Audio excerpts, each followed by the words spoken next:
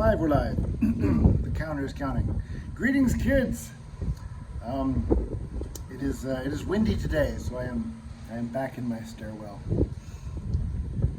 And yeah, it has been, oh my goodness, almost 3 weeks since I made a video. I committed myself to every week making one video. But I was on Newsfist's thing last week, so that doesn't count. I can't let myself get away with that one. Anyway, so big news. Civil War II, the game, has been printed completely. Well, that's mostly good news. They sent me the it's my fault. They sent me the proofs to look over, and I looked them over and said, all looks good to me. And now it's printed and it's too late. But the manual, there are some, well, nothing breaking. There's just like some, what happened was I updated, I fixed a bunch of stuff and I updated a bunch of stuff, and I didn't update the index. So the index is like way off. I'm sorry, I really am. If it was software, I could update it, but it's not, so I can't. I will fix the manual to make it perfect, and I will make it free for download on our website, on the Incel Grant website. So I hope that's okay with everybody. But everything else looks great. Everything else looks great. Everything else looks, I don't know, it always looks good on the computer screen, right? But once you get it in, like, when it's printed out and it's in your hand on the textured paper, which I think really makes things better, it's just so much nicer. It really does look good. In retrospect, the only thing I would change is that I don't even know if there's any way around this. Is the little fiddly bits, the markers on the map. Yeah, if I had to do it all over again from the very beginning, I would try to come up with a way that you do not, that those weren't there. Actually, you don't have to. You do not have to use the markers. You can rely on the cards, the territory cards, to remember who owns what. They should be visible at all times. It's not like a geographic kind of a. It doesn't really give you a sense of who's what where, but you can keep track of who owns what. I don't know. There's two ways you can do it, I guess, is the point. Yeah. There's going to be a lot of fiddly markers all over the map, which is not ideal. And if I had it all to do over it again, I would not design it that way. But everything else looks fantastic. Not too big, like POZ was. I think the combat system it's gonna be. I think it's the best part of the game. So yeah. So that's it's already printed. They are assembling it now. I got some messages this morning asking me if they could, like, it was being assembled one way, and then they asked me if I could assemble it another way, and I said sure. It's fine. It's just a way that will end up being more space to put cards in under the board and like raise the box a little bit higher. It's all good. It's all good. And then it gets shipped internationally. So, which means there's going to be a major geopolitical incident that spikes shipping prices. Because, yes, as I have said before, I am the Nexus. I am the Stargate.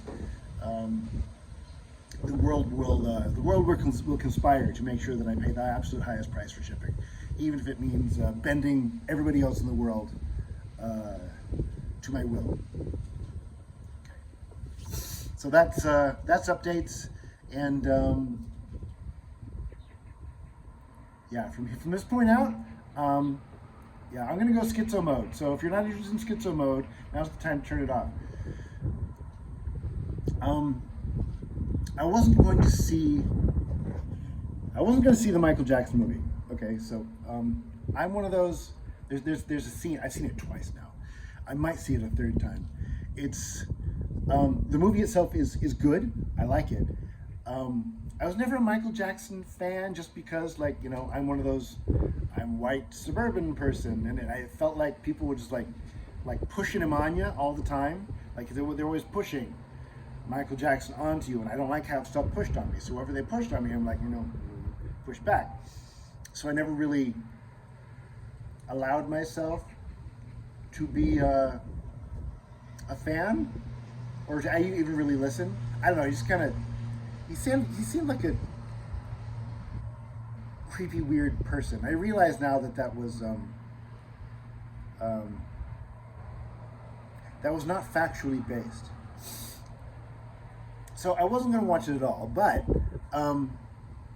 I kept seeing on X and other places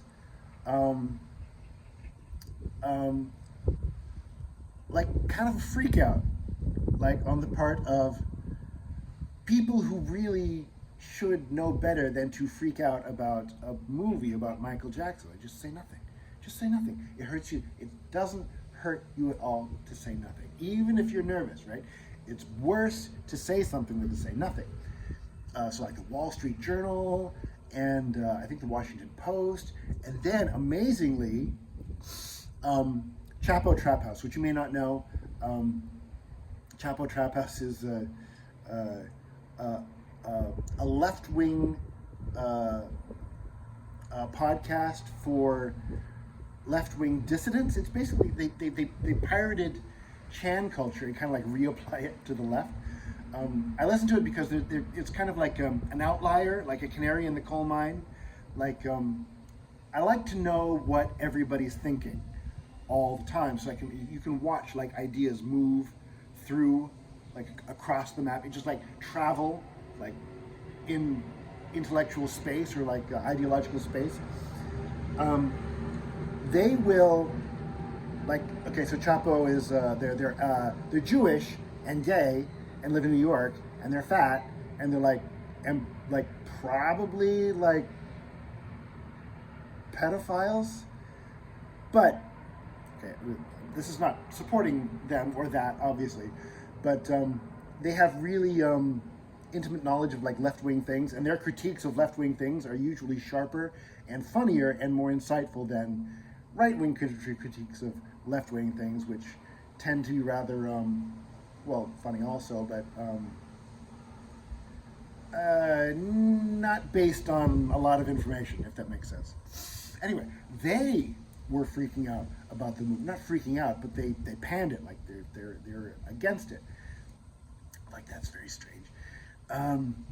Like, that's very strange. And so, you know, like, if you travel in like right-wing Chan circles, then you know that like Michael Jackson is kind of counterculture, and there's like people are like starting to reopen the files on him.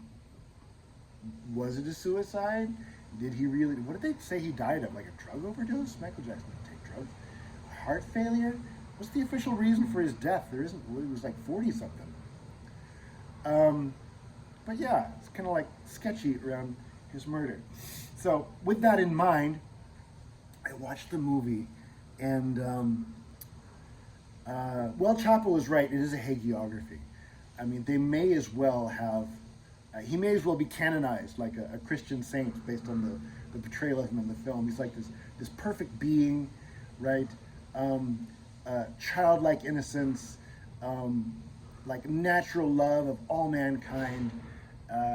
You know, abused by this cynical and uncaring world. You know, like he heals the sick, he administers to the poor, he brings sight to the blind and cleanses the leper. It's like, it's just this. I'm not even saying that's wrong. I mean, he might have been like that good of a person. It's possible. It's possible. He did seem like very like kind of like a childlike mind, possibly because of like trauma, like as a child, like he just never really grew up. I do not buy all the allegations about him, like like fiddling kids. Like, I don't know, like the people, the usual suspects were the one. That was not a grassroots like accusation. That came from like the centers of power, that accusation. So it's sketch, right? It's very sketch. Like, why would they want to disparage this person? And because if you are online, you know that he was like very much into the in the 90s, very much into the Third Reich, into Palestine. Just about anything a person could get into that would like make our greatest ally upset, right? So it's just like I'm looking like at the, well, first of all, released by Lionsgate, which is like a shovelware outlet, right? Like anybody can get their stuff through Lionsgate. You don't have to be connected necessarily. I think the isn't like isn't Feeders released through Lionsgate? I think it is, and Feeders too. You don't have to be especially well connected in Hollywood to get things out through Lionsgate. And then two production companies that I have never heard of. One of them seems to be brand new and made for the film, so that's interesting, right? And then opening and closing credits.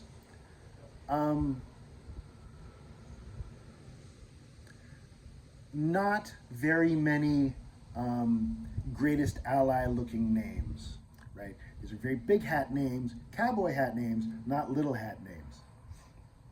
Like that's very curious in Hollywood.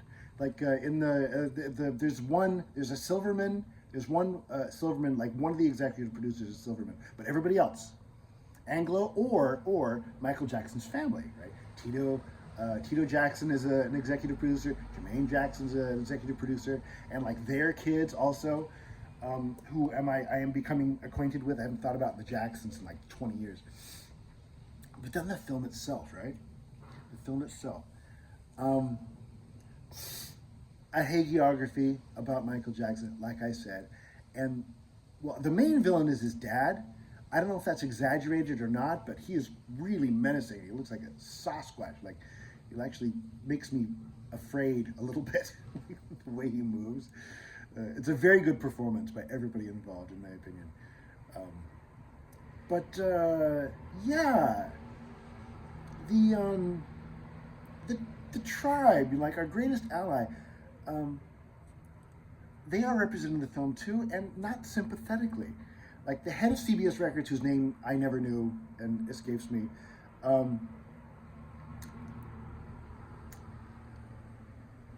a Jewish man, a Jewish gentleman, in the film, not played by a Jew, not in this case. He's played by Mike Myers. You would never know to look at him because he's wearing like a prosthetic nose to make his nose look like, he's basically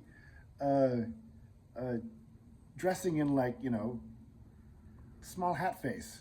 Is that appropriate? Like, can you do that? And basically doing like an accent, like Mike Myers, his accent, the coffee talk. Get some coffee, we'll talk. Oh, it was like butter. That one, he's doing that accent, but like maybe a little bit toned down. It was. I was showing my kids he's like a scruffy beard and like the worst wig that you've ever seen, like this black wig that is obviously made out of like, ratted polyester. Thought went into this. Thought goes in a movie. Thought goes into everything. So like,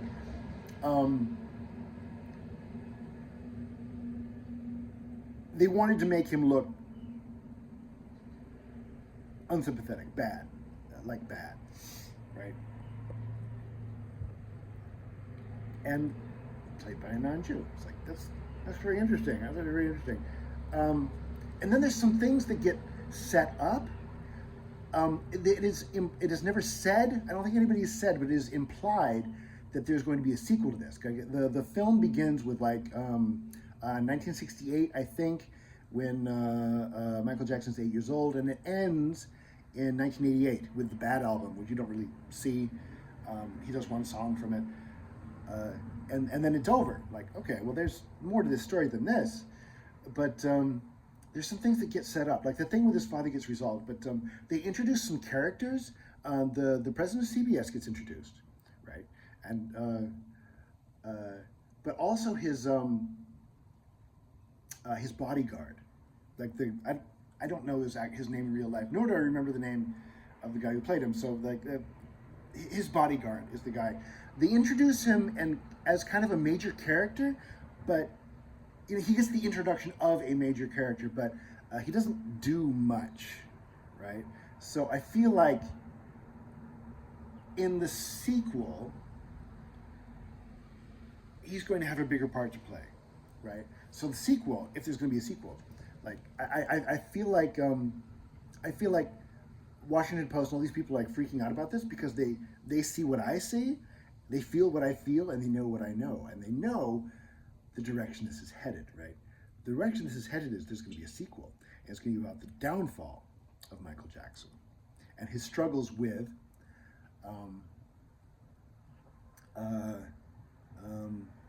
CBS Records. Mike Myers will have a much larger role this time. Right? And his own producers are like showing like ha ha ha ha ha, and like the stereotypical like cigars and like the whiskey, like ha ha ha, like rejoicing over money. Portrayed very unsympathetically. The record executives, the CBS record executives, portrayed that very unsympathetically.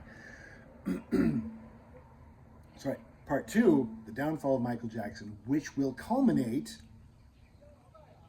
in his death, in his murder, at the hands of whom, right? And they're gonna lay it all out, because I don't know, if you wanted to unite the country, and you just have to, like, if you're stumbling on this channel for the first time, I don't know why, you're here. I'm sorry, you can pin as many like ribbons on me as you want to, like Fell For It Again award and like whatever, but I see what I see. I can't unsee it. I know what I know. This is a long game against our greatest ally, right? All of the vectors are culminating in this, right?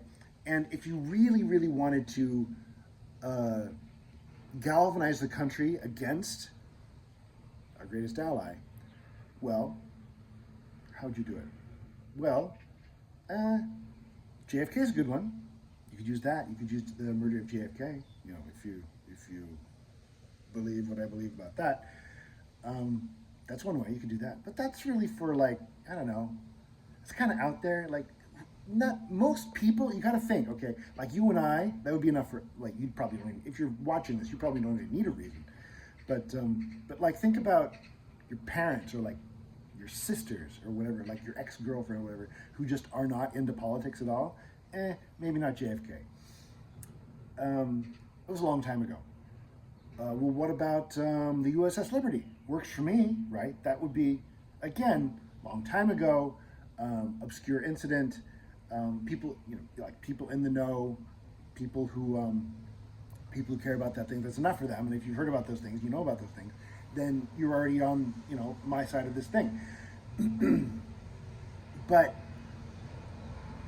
the murder of Michael Jackson, could you do any better than that? So you build Michael Jackson up as like this, basically an American saint, like this perfect being. The Small Hat Tribe as the villains, and then you lay out the facts of the case, and you basically, like, you know, you believe in predictive programming? This is some of that. This is some predictive programming.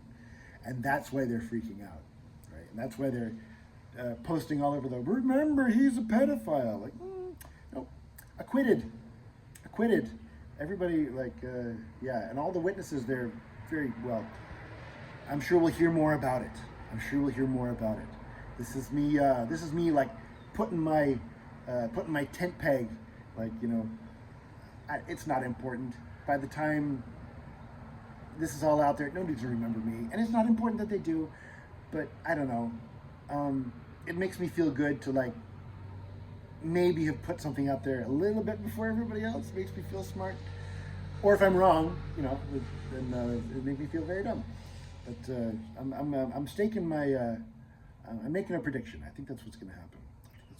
I think they haven't, well, they did. At the end of the movie, it says something like, the story of Michael Jackson continues, but nowhere else have they mentioned that this is a two-part thing and that there's going to be a sequel. I think they're trying to